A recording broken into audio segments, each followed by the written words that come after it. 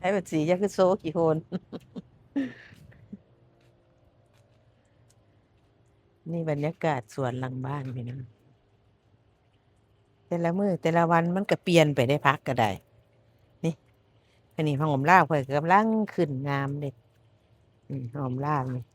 มันอากาศมันเดี๋ยวหนาวเดี๋ยวร้อนอยู่เท็กซัสเนี่ยพี่น้องอันนี้ผักกาดขิวนี่นะผักกาดบาซาบินี่ขิวได้กินแหงเลยแต่ละมื้อแต่ละวันมันก็ขึ้น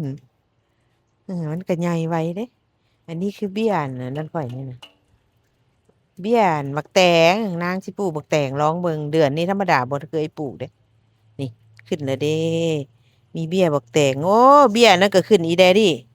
เบี้ยอันพักไส้เจ้านะพุ่นขึ้นบักหลายเต้านี่มันมีพักไส้เด้อพุ่นขึ้นหลายเบี้ยเด่นสิหาเบี้ยละเบี้ยพักไส้แล้วอืมนี่พักซีก็ได้พี่น้องอันนี้คือสวนหลังบ้านค่อยนี่นะบรรยากาศหลังบ้านไอ้เป็นสีไอ้เป็นสีให้หยังกิน โอ้ทอดปลาทะเลกินขี่โม่ได้เป็นสีทอดปลาชิวทะเลกินยากให้เป็นสีแล้วเห็นกินนี่ชีวิตประจำวันของไอ้บุญศรีถ่ายให้ลูกให้หลานเบิงติดตามจันเพ็งเด้อเอ่อจันเพ็งชาแนลเด้อ เป็นภาษาอังกฤษเป็นภาษาอังกฤษจันเพ็งชาแนลกดเข้าไปในทีวีแล้วก็บีบปั๊บเข้าไปแล้วก็เสิร์ชเข้าไปแล้วก็เบิ่งได้ตามสบายเดี๋ยวนี้คอยก็เบิ่งอยู่คลิปนี้มือจะเบิ่งตัวเองว่ะคลิปนี้จะไปลง YouTube ถ่ายชีวิตประจำวันเนี่ยให้เป็นสีให้พี่ให้น้องเบิงให้ลูกให้หลานแล้วเบิงอัปเดตนี่มื้อนี้โพสต์ภาพดอกคำว่ามื้อแรงฝนตกอยู่แม่นละมื้อเช้านี้ออกไปแถวนะพวกดิโป้ฝนตกบ้านเฮาเริ่มฝนตกอืม มืดหลายเด้อมื้อเช้านี้วัง11โมงอันนี้ผักหอมป้อมผักซีแล้วกำลังขึ้นเนี่ยนะอืมสวนผักสวนมีแล้วชีวิตประจำวันเราก็อยู่สิล่ะพี่น้อง2-3มื้อนี่ก็ได้เรื่องแล้วนี่อืมแต่งประเทศนี่สวนเราเนี่ยนะเพิ่งมาทัวร์โอ้บักทัวร์คอยขึ้นนะขึ้นแท้กัน เอามาเน็บอีกใช่ไหม2 3แปลมาเน็บอีกได้ดิ5 6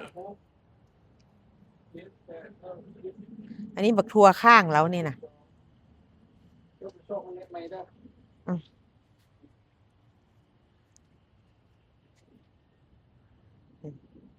สวนหลังบ้านเราปลูกปลูกไปกระยุดกระยายไปแล้วเราปลูกอันนี้ผักซีนี่นะกำลังขึ้นอันนี้หอมลาบ อันนี้ผักส้มพี่น้องอัปเดตแต่ผักส้มมื้อนี้ผักส้มพี่น้องเบิ่งผักเทียมค่อยขึ้นแล้วเด้อนี่นะอืมปลูกได้2-3 มื้อขึ้นแล้วผักเทียมนี่สิขึ้นจากหัวขึ้นจากต้นอยู่นี่ก็มีเบิดทุกอันนะมีหอมป้อมมีทุกอย่างมีหอมมีหยังนี่แหละอืมอืมจะบ่ทอดไก่ให้ลูกกินแดมันบ่กินได้ป่านี่บักแตง โอ้เบียร์บักแตงซ้ำนี่กินก็บ่ไหวแล้วนี่หลายเบียร์ละ2 4 6อยู่หันสิอยู่นี่3 เต้าอยู่หัน3 เต้ากินบ่ไหวแล้วพี่น้องหอมป้อมข่อยกำลังขึ้นนี่นะผักบัวน้ำสิไปซื้ออั่นผักบ้งมาปลูกสิปลูกผักบ้ง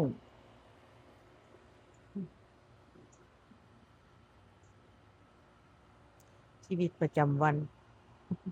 มาแต่การแล้วก็ออกมาพอได้เบิ่งหัวเบิ่งสวนพี่น้องทายหัวทายสวนเล่น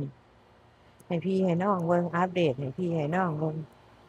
อันนี้บักทั่วคุอันนี้น่ะ นี่บักทั่วผู้มันพอนขึ้นหลายมันขึ้นมาแล้วมันหนาวเมื่อกี้นี่ดิเอ๊ะเอ๊ะมันได้บักทั่วข้างสิซอกซื้อเบี้ยไม้มาปลูกปลูกไปกระโยดกระใหญ่ทางนี้ยังบ่ทันได้เฮ็ดบ่ทันได้เฮ็ดนั้นหยังบ่ทันได้ขุดมันขึ้นมาเลยเดะนี่จักเป็นหยังจักเป็นหยังนี่หอมป้อมเขียวลุ่มๆนี่แถวนี้ก็มีหอมลาบล่ะมันเป็นเหืออยู่นี่เด้มันฝังอยู่ไหนเนี่ยมันก็ขึ้นมา นี่ก็พอได้เก็บกินล่ะพี่น้องแถวนี้ข่อยก็สิขุดออกข่อยสิปลูกหยังบุเฮ็ดสวนอือข่อยมีเบี้ยดอกไม้เด้ออันนี้เบี้ยดอก3 ปีอันนี้น่ะอันนี้ดอกดาวเฮืองนี่น่ะนี่ข่อยกล้าลองเบิ่งข่อยสิปลูกเกินมันอึดดอกไม้ซะพี่น้องซื้อดอกไม้แพงนี่กล้าแล้วมันขึ้นแล้วเด้สวนหลังบ้าน อันนั้นนั่นผักบัวอันนั้นไอ้เพิ่นสิปลูกให้น้องสาวเพิ่นปลูกให้หนูแม่งปลูกหยังบ่รู้อันนี้ตัวนอนนี่ก็บ่ตายเด้ปลูกทิ่มไว้แก่ได้มันก็เกิดนี่เบี้ยบักเพชรน่ะนี่ปลูกปานใดนี่มันขึ้นน่ะเบี้ยบักเพชรปีนี้คันมันบ่หนาวใครอยู่คันมันหนาวฮัดแล้วบ่ได้อีกนี่อันนี้ทางบัวหลวงข่อยมันขึ้นอีกแล้วเดี๋ยวนี้เบี้ยบัวหลวงกำลังขึ้นอันนี้ใบส้มนี่แหละ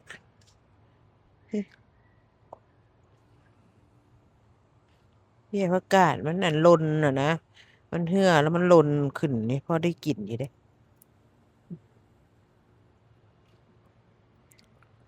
มันยังวันขึ้นหลายอากาศมันหาก่อนนั้นบ่ฮู้ว่ามันสิอันนั้นต้นบักขี้โหดกว่าต้นนี้จ้ามันสิขึ้นบ่ขึ้นบุหนูน่ะเลียมันน่ะนี่จักสิขึ้นบ่ขึ้นบ่นี่ตัวนี้ย้านตายเลยซะบ่จ้าสิขึ้นบ่ตัวนี้น่ะ นะ ตัวนี้ยังสิขึ้นบ่ตัวนี้ ขึ้นเยอะ ตัวนี้ขึ้นแล้วเด้นี่ ตัวนี้ขึ้นแล้ว ตัวนี้ต้นขี้หูดข่อย ตัว พี่ นั้น น้อ มั ง นแห้งหลายได้ โอ้ยแพงนี่ต้นขี้หูดนี่นะ มิตรเบียเพชร ปีนี้หันบ่ได้เอาเข้าในห้องนอน กูปีตุ้ยๆเราไป